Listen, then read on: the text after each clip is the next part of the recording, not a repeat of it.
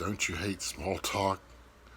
Someone left a comment on one of my videos, and it really got me thinking. I'm saying, oh yeah, it's such a waste of time and it's such dribble, and yet that's how the whole world goes on.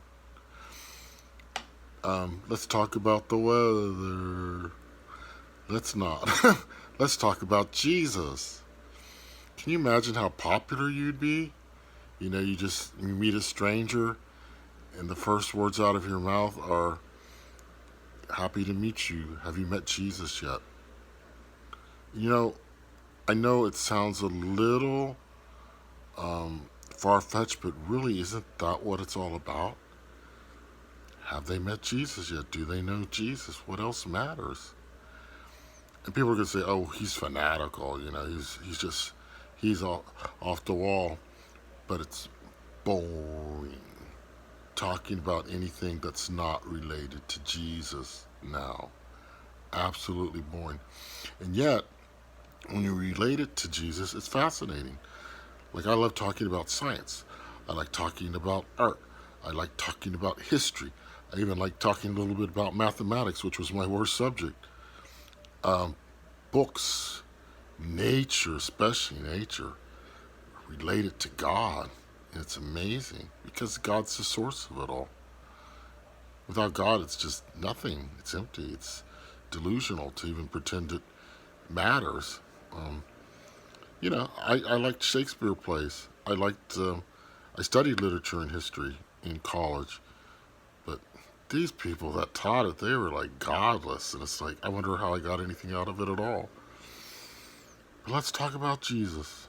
Why not? Jesus is the only thing really worth talking about. The only thing that matters. The only thing that ever really mattered. And yet, he's the last topic of conversation, isn't he?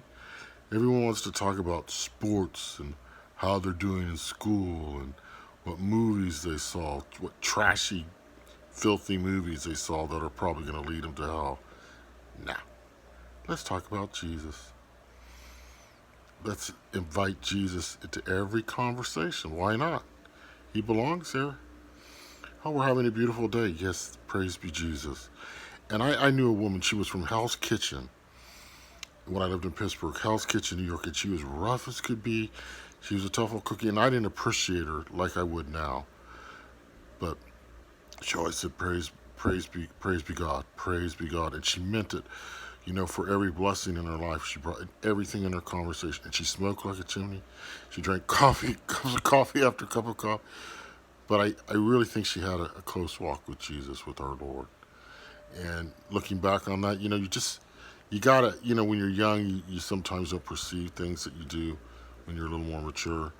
And that's what I look for now in a person. It's like, where are they in their walk with Jesus? I don't really don't care about anything else. And I'm not saying I'm indifferent to them, just the opposite. I want everyone to come to know Jesus, but life is so boring without Jesus. And yet, what do they think? They think that I'm the Looney Tune. I'm the one who's boring. No. Because you know what?